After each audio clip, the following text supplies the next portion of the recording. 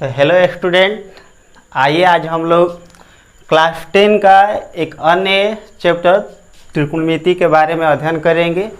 तो सबसे पहले ये जानेंगे हम लोग कि त्रिकोणमिति का परिचय और उसके बाद इसके आगे बढ़ेंगे। देखिए, त्रिकोणमिति जो शब्द है वो ग्रीक भाषा के 3 शब्दों से मिलकर बना है। ग्रीक भाषा के कौन सा शब्द? तो ट्राई, गोनिया और मेट्रन से। ट्राई का मतलब 3 होता है, गोनिया का मतलब कोण होता है और मेट्रन का मतलब माप होता है, यानी 3 कोणों की माप। यानी 3 कोणों की माप कहाँ पर होती है? तो त्रिभुज में होती है। जैसे यहाँ पर त्रिकोणमिति, तो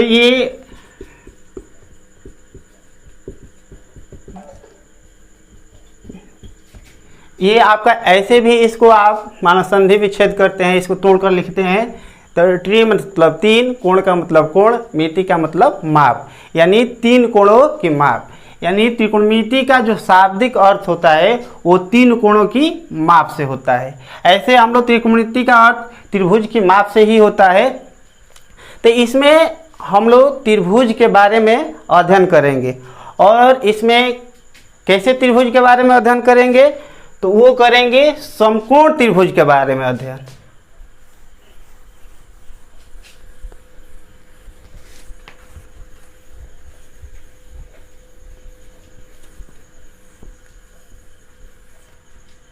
तो इसमें समकोण त्रिभुज के बारे में अध्ययन करेंगे। मान लीजिए यहाँ पर हम एक त्रिभुज लिए ABC और इसमें जो B है वो समकोण है। तो जब समकोण त्रिभुज लेते हैं तो एक चीज़ आपको ध्यान पर आना चाहिए कि समकोण त्रिभुज में जहाँ पर 90 डिग्री का कोण बनता है उसके सामने वाली भुजा क्या कहलाती है? कोण कहलाती है। पाइथागोरस प्रमेय से हम लोग जानते हैं कि समकोण त्रिभुज में जो सबसे लंबी भुजा होती है, यानी सबसे जो बड़ी भुजा होती है, उसका स्क्वायर अन्य 2 छोटी भुजाओं के स्क्वायर के योग के बराबर होता है। तो जहाँ पर 90 डिग्री होता है उसके सामने वाला भुजा कोण होता है और इसमें लंब और आधार ये हुआ। ठीक है, ये हाइपोटेनस हो गया, ये परपेंडिकुलर हो गया, ये बेस हो गया।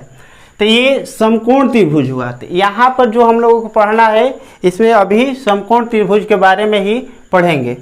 तो इसका अगला चीज़ है त्रिकोणमितीय अनुपात। त्रिकोणमितीय अनुपात क्या होता है?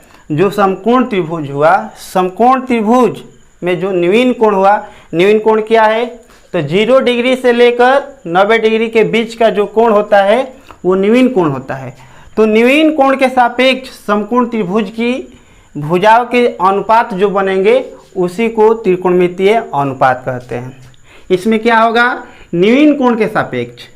तो इसमें न्यून कोण क्या बनेगा? जब ABC हो गया, इसमें B समकोण हो गया, तो A और C मिलकर क्या करेंगे? न्यून कोण का निर्माण करेंगे। तो न्यून कोण के सामने उसके सापेक्ष जो भी भुजाओं का अनुपात बनेगा उसी को क्या कहा जाता है? त्रिकोणमितीय अनुपात कहा जाता है।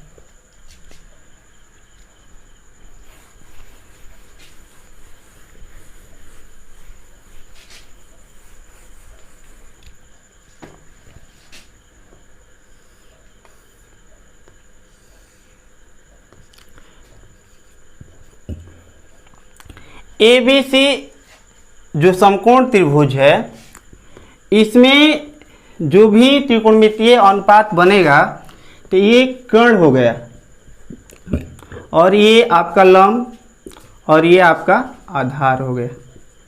तो देखते हैं कि इसमें त्रिकोणमितीय अनुपात कितना बनता है। अनुपात का मतलब क्या? बट्टा। जैसे यहाँ पर ये लंब हो गया तो लंब बट्टा में कर्ण, एक ये आपका अनुपात हो गया। अब इसे देखेंगे तो ये क्या हो जाएगा? लंब बटा में आधार हो जाएगा। उसके बाद ये देखेंगे तो आधार बटा में आपका कर्ण हो जाएगा और उसी तरह आधार बटा में क्या हो जाएगा? लंब हो जाएगा। इसके अलावा आपको एक यहाँ से बनेगा, कर्ण बटा में क्या हो जाएगा, लंब हो जाएगा, और ये कर्ण बटा में क्या हो जाएगा, आधार हो जाएगा। तो इस तरह से हम देखेंगे कि त्रिकोणमितीय अनुपात में जो समकोण त्रिभुज है, न्यून कोण के सापेक्ष यहाँ पर आपको टोटल मिलकर 6 त्रिकोणमितीय अनुपात होंगे। ये लंब बटा में कर्ण हो जाएगा, लंब बटा में आधार हो जाएगा, आधार बटा में कर्ण हो जाएगा, आधार बटा में लंब, और कर्ण बटा में लंब, और यहाँ पे कर्ण बटा में आधार। तो इन 6 जो अनुपात है इनका नाम दिया गया है, इसी को त्रिकोणमितीय अनुपात कहा जाता है। तो इसका क्या क्या नाम दिया गया है, ये है साइन। और मान लीजिए एक और बात समझना यहाँ पर जरूरी है कि जैसे इसमें ज्यामिति में क्या होता है कि यहाँ पर 90 डिग्री हुआ तो इसके सामने वाला कर्ण हो गया, और इसमें लंब और आधार होता है। लेकिन त्रिकोणमितीय अनुपात में जब चलेंगे, त्रिकोणमिति में चलेंगे, तो यहाँ पर क्या होता है, कर्ण आपका स्थिर रहेगा, लेकिन लंब और आधार में आपका बदलाव होता रहेगा। लंब और आधार में क्या बदलाव होगा, जिस न्यून कोण के सापेक्ष चलेंगे उसके सामने वाली भुजा आपको लंब कहलाएगी, जो बचेगा वो आधार कहलाएगा, और कोण हमेशा इसमें क्या रहेगा, स्थिर रहेगा। मान लीजिए कि यहाँ पर जैसे हम यहाँ पर ए हुआ न्यून कोण, और इसके सामने इसके सापेक्ष ये भुजा है, तो ये BC आपका क्या हो जाएगा, लंब हो जाएगा, और यहाँ के लिए AB क्या हो जाएगा, आधार हो जाएगा। इसको समझते हैं। जैसे यहाँ पर एक अन्य लेते हैं समकोण त्रिभुज PQR, तो PQR लिए, तो अब जैसे यहाँ पर P के लिए चलेंगे तो P के सापेक्ष ये जो सामने वाली भुजा है ये आपका लंब कहलाएगा, और ये PQ जो हुआ वो आपका आधार हो जाएगा यहाँ पर, और कोण हमेशा आपका क्या रहेगा, स्थिर रहेगा। इस बात को हमेशा समझना है। अब जैसे यहाँ पर R हुआ, तो R न्यून कोण के सामने जो भुजा PQ है वो आपको लंब कहलाएगी, और जो QR बचा वो आपको आधार कहलाएगा। तो इस बात को हमेशा ध्यान रखना है, कोण आपका हमेशा स्थिर रहेगा, और लंब और आधार में क्या होता रहेगा, बदलाव होता रहेगा। जिस न्यून कोण के बारे में बात की जाएगी उसके सामने वाली भुजा आपको लंब कहलाएगा, जो बचेगा वो आधार, और कोण आपका हमेशा क्या रहेगा, स्थिर रहेगा। तो कोण को लेकर तो कोई चिंता नहीं है, लंब और आधार के बारे में सोचना है। तो लंब भी क्या हो जाएगा, जिस न्यून कोण के सामने जो भुजा आएगी वो लंब कहलाएगी, जो बचेगा वो आधार हो जाएगा। तो इसमें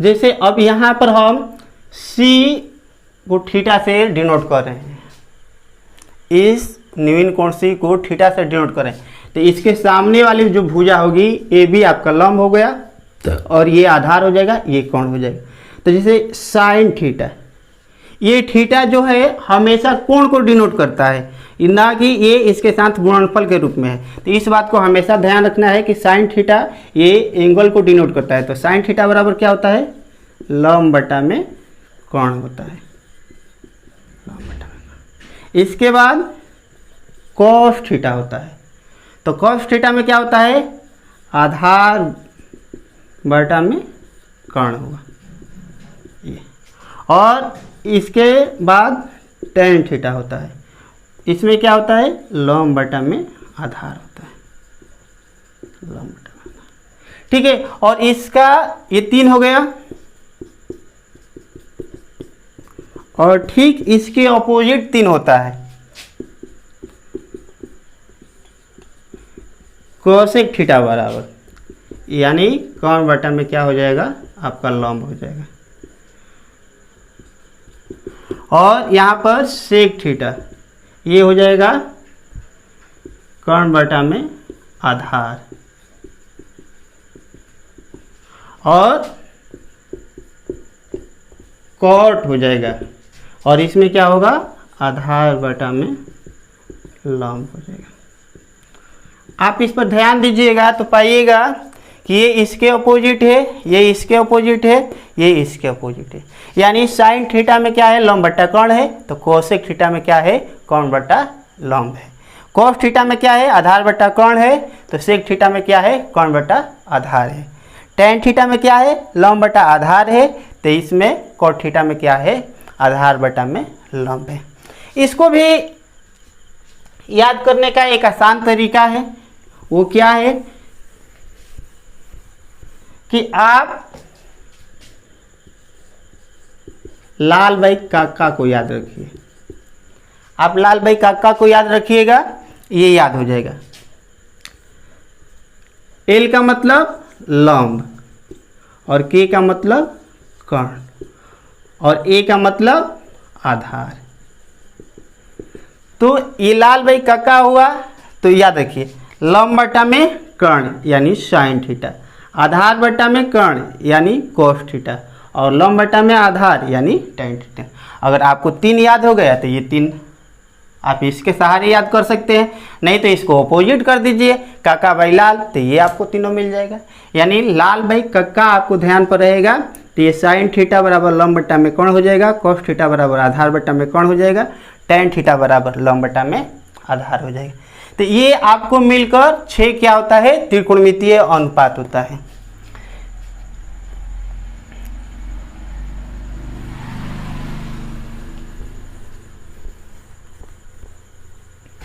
देखिए फिर से एक बार इस बात को समझते हैं। अब जैसे थीटा के सापेक्ष भुजा क्या है, तो ए बी है। थीटा के सापेक्ष भुजा क्या है, ए बी है। तो ये जो ए बी हुआ ना, ये ए बी, ये क्या कहलाएगी, लंब। यही ए बी क्या कहलाएगा, लंब कहलाएगा।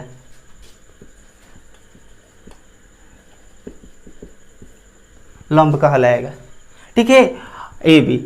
ये ए सी तो क्या हुआ, आपका कर्ण हुआ, और ये बी सी जो बचा वो आपका क्या हो जाएगा, यहाँ पर आधार हो जाएगा। यानी थीटा के सापेक्ष ये आपका लंब हो गया। और ठीक इसी तरह मान लीजिए कि अब यहाँ से अब ए के, तो जो ए कोण है इसके सापेक्ष भुजा क्या हुआ, मान लीजिए कि ए के सापेक्ष भुजा क्या है, आपका BC है। तो यहाँ पर BC जो है आपका अब क्या कहलाएगा, लंब कहलाएगा। इस बात को समझिएगा। मान लीजिए ये P हुआ, ये Q हुआ, ये R हुआ, और यहाँ पर Q क्या है, समकोण है। तो Q के सामने जो भुजा आया कर्ण यानी हाइपोटेनस, ठीक है, कर्ण आया हाइपोटेनस, और अब R के सापेक्ष कहा जाएगा, तो R के सापेक्ष ये भुजा आपके लिए क्या हो जाएगा, लंब हो जाएगा, और ये जो बच्चा आधार हो जाएगा। और P के सापेक्ष अगर कहा जाता तो आपको R क्यूब लंब हो जाता और ये आपका आधार हो जाता है। तो इसमें कभी कभी बच्चों लोगों में कन्फ्यूजन होती है लंब और आधार को लेकर, तो इसमें कन्फ्यूजन नहीं रहना है। बात समझ में आई। यहाँ पर जिस कोण के बारे में बात किया जाएगा, जिस न्यून कोण के बारे में बात किया जाएगा, उसके सामने वाली भुजा लंब हो जाएगी और जो बचेगा वो क्या हो जाएगा, आधार हो जाएगा, और कोण आपका हमेशा क्या रहेगा, स्थिर रहेगा। ठीक है, इसके सहारे जो क्वेश्चन है, देखिए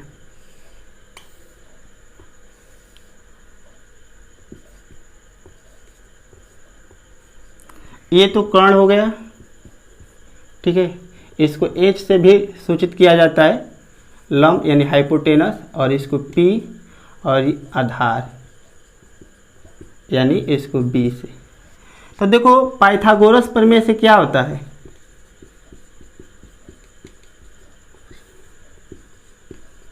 पाइथागोरस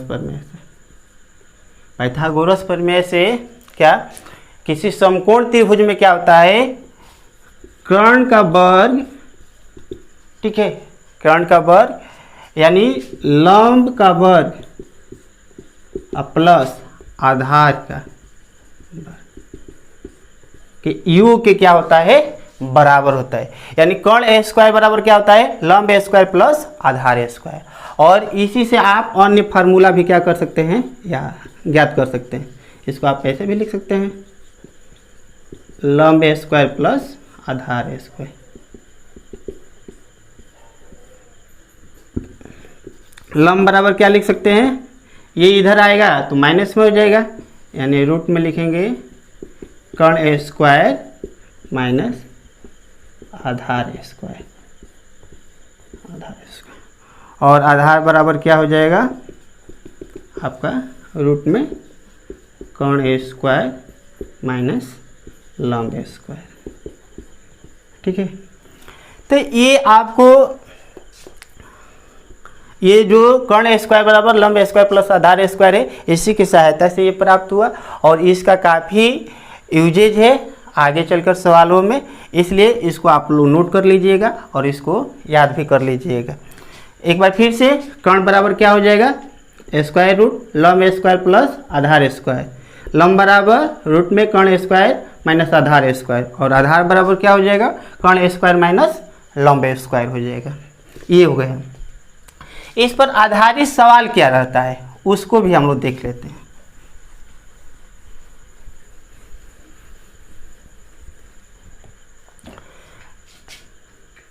मान लीजिए एक क्वेश्चन लेते हैं कि अगर यदि साइन थीटा बराबर 3/5, यदि साइन थीटा बराबर 3/5 है तो कॉस थीटा तथा टैन थीटा ज्ञात करें। देखिए टैन थीटा ज्ञात कीजिए, तो साइन थीटा बराबर दे दिया 3/5, और आपको इसी की सहायता से क्या ज्ञात करना है, कॉस थीटा और टैन थीटा ज्ञात करना है। तो इसमें हमेशा आपको ध्यान रखना होगा, क्या ध्यान रखना होगा, कर्ण लंब और आधार, ये तीनों हमेशा तीनों की सहायता से, ठीक है, दो कोई दिया रहेगा और तीसरा को आप क्या कर सकते हैं, ज्ञात कर सकते हैं। तो सबसे पहले देखिए साइन थीटा बराबर क्या दिया है, 3/5 दिया है। तो साइन थीटा बराबर क्या होता है, लाल बैकक का, यानी लंब बटा में कर्ण, आपका क्या होता है, लंब बटा में क्या होता है, कर्ण होता है। ठीक है, तो ये आपका लंब बटा में क्या हुआ, कर्ण हुआ। तो आपको अब क्या चाहिए, आपको चाहिए आधार। ठीक है, तो आधार बराबर क्या होता है आपका कर्ण स्क्वायर माइनस लंब स्क्वायर। ठीक है, कर्ण स्क्वायर माइनस लंब स्क्वायर होता है। तो कर्ण आपका कितना है, 5 का स्क्वायर, और ये कितना है, 3 का स्क्वायर। तो ये आपका 25 हो जाएगा, और ये कितना हो जाएगा, 9 हो जाएगा। तो रूट में कितना आया, 16, और 16 का वर्गमूल कितना होता है, तो 4। अब आपको क्या ज्ञात करना है, कॉस थीटा ज्ञात करना है। तो कॉस थीटा बराबर क्या होता है, आधार बटा में क्या होता है, कर्ण होता है। तो आधार कितना हुआ, 4 आया है, और आपके पास कर्ण कितना है, 5, ये 4/5 हुआ। टैन थीटा हुआ, टैन थीटा यानी टैन थीटा बराबर क्या, लंब बटा में आधार। तो लंब आपका कितना है, 3 है, और आधार कितना है, 4 है। तो ये 3/4 हो जाएगा। तो मान लीजिए इस पर आधारित जो भी सवाल रहेगा, लंब आधार कर्ण तीनों में से कोई 2 आपके पास रहेगा, और उसी की सहायता से आप तीसरा ज्ञात कर लीजिए, और उसमें जो भी त्रिकोणमितीय अनुपात पूछेगा उसका वैल्यू रख लीजिए। इसमें आगे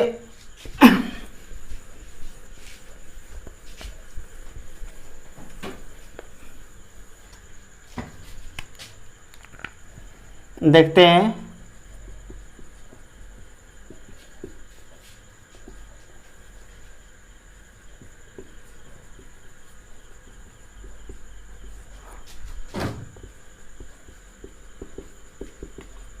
त्रिकोणमितीय अनुपातों में संबंध।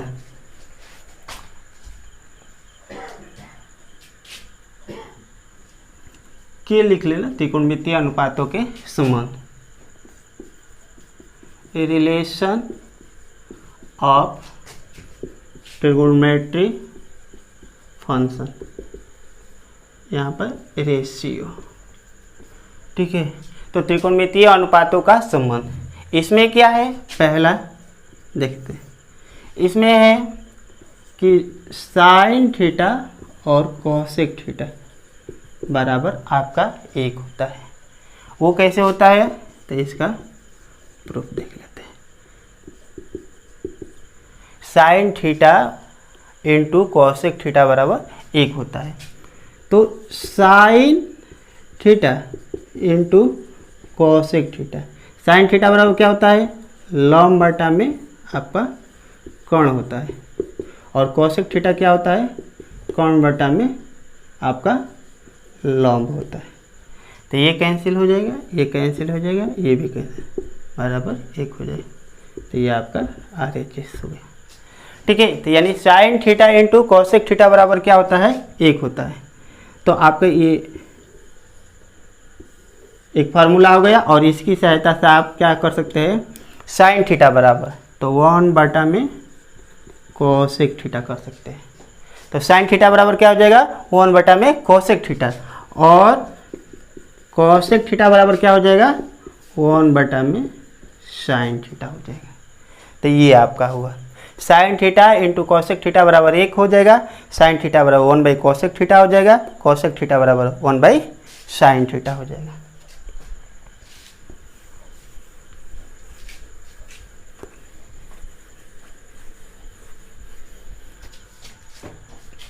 इसमें 2 नंबर में देखते हैं, cos theta into sec theta बराबर भी 1 होता है। उसी तरह इसको भी क्या करेंगे, प्रूफ कर लेंगे।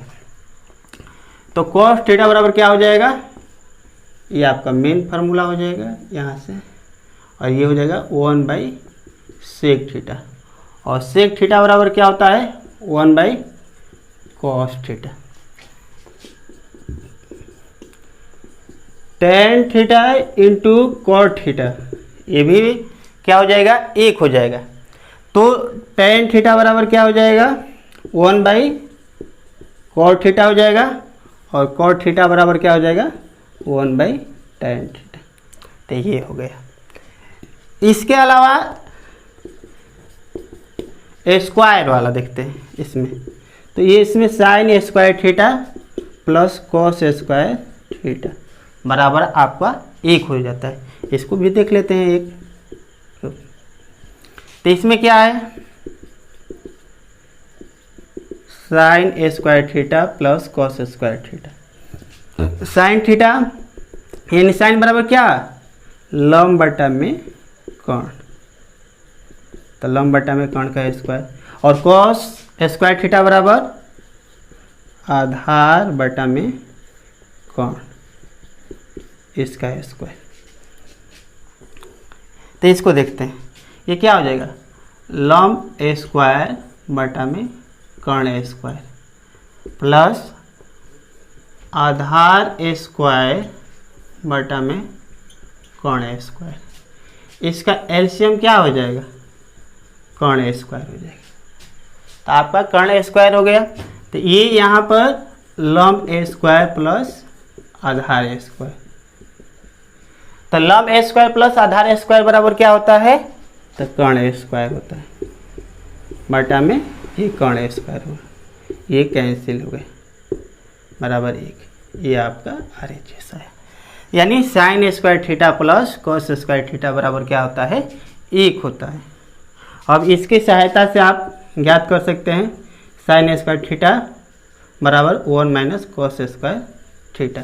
अगर स्क्वायर हटा दीजिएगा तो ये कहाँ हो जाएगा, रूट में 1 माइनस कॉस स्क्वायर थीटा। उसी तरह कॉस स्क्वायर थीटा बराबर क्या हो जाएगा, 1 माइनस साइन स्क्वायर थीटा, और कॉस थीटा बराबर क्या हो जाएगा, रूट में 1 माइनस साइन स्क्वायर थीटा। तो ये आपका हो जाएगा। यानी साइन स्क्वायर थीटा बराबर क्या हुआ, कॉस स्क्वायर थीटा बराबर sign square theta plus cos square theta बराबर 1, और इसकी सहायता से हम ज्ञात कर सकते हैं साइन स्क्वायर थीटा बराबर, ये प्लस है उधर जाएगा तो क्या हो जाएगा, minus 1 minus cos square theta, और यहाँ से स्क्वायर हटेगा तो रूट में चला जाएगा। कॉस स्क्वायर थीटा बराबर 1 माइनस साइन स्क्वायर थीटा हो जाएगा, कॉस थीटा बराबर 1 minus sine square theta root में। तो इसको लिखते चलिएगा आप लोग।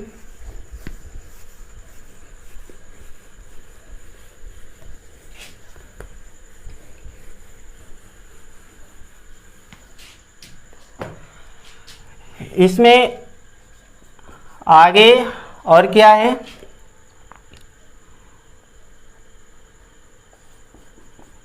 सेक A square theta minus tan A square theta बराबर 1 हो जाए। तो इसको भी प्रूफ उसी तरह से हम लोग कर लेंगे। इसको हम लिख देते हैं, सेक ए स्क्वायर थीटा बराबर 1 plus ten A square theta हो जाएगा। अगर यहाँ से हटाएंगे तो ये भी रूट में चला जाएगा, और टेन ए स्क्वायर थीटा बराबर क्या हो जाएगा, ये माइनस है इधर आएगा तो प्लस में हो जाएगा, ये प्लस है इधर आएगा तो माइनस में, यानी sec A square theta minus 1 हो जाएगा।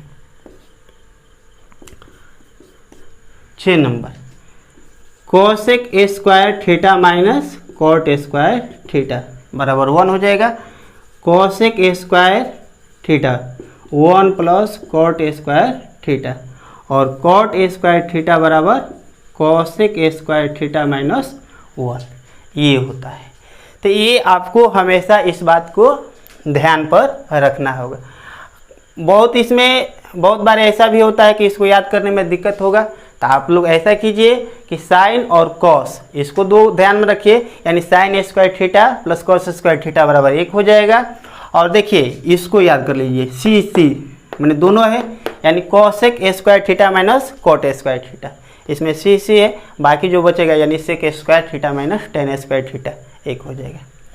इसके अलावा और इसमें महत्वपूर्ण जो फार्मूला है, टेन थीटा बराबर आपको साइन थीटा बाई क्या हो जाएगा, कॉस थीटा हो जाएगा,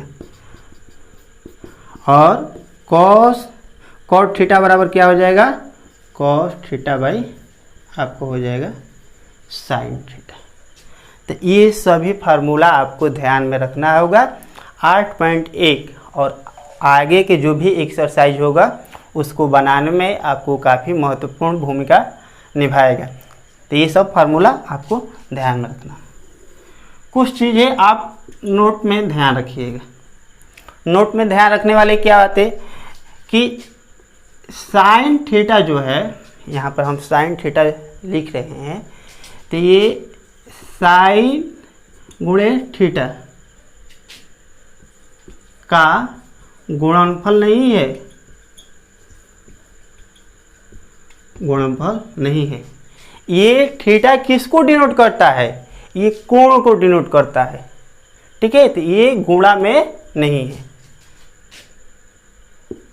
दूसरी चीज कि साइन थीटा का अगर स्क्वायर करते हैं या किसी भी अन्य त्रिकोणमितीय अनुपात को स्क्वायर करते हैं, तो ये आपका क्या होगा, साइन ए स्क्वायर थीटा होगा। आपको थीटा के साथ स्क्वायर नहीं होगा। अगर आप ऐसे लिखते हैं साइन थीटा का स्क्वायर है साइन स्क्वायर और थीटा का स्क्वायर, तो ये आपका क्या है, गलत है। ये आपका ऐसे नहीं हो पाएगा। तो इस बात को भी आपको क्या करना है, ध्यान रखना है। एक और बात ध्यान रखना है कि मान लीजिए कि जैसे साइन थीटा का इन्वर्स हो गया, साइन थीटा का इन्वर्स हो गया, तो यहाँ पर आपको 1/sin थीटा होगा। आप इसका मतलब साइन थीटा का इन्वर्स है और आप इसको ऐसे लिखते हैं साइन इन्वर्स थीटा, तो ये आपका गलत है। ये इन्वर्स के बारे में हम लोगों को आगे क्लासों में पढ़ना है, यहाँ पर नहीं पढ़ना है। तो ये सब जो बातें हैं आपको ध्यान पर रखना है, ठीक है। तो ये आपका त्रिकोणमिति का 8.1 चैप्टर का परिचय रहा है और इसके सहारे हम लोग 8.1 बनाएंगे। तो इसमें आपको जो भी चीज़ें बताई गई है वो आने वाले एक्सरसाइज में आपको उसमें काफ़ी फ़ायदा मिलने वाला है। तो हम लोग अब इस वीडियो के यहीं पर समाप्त करते हैं।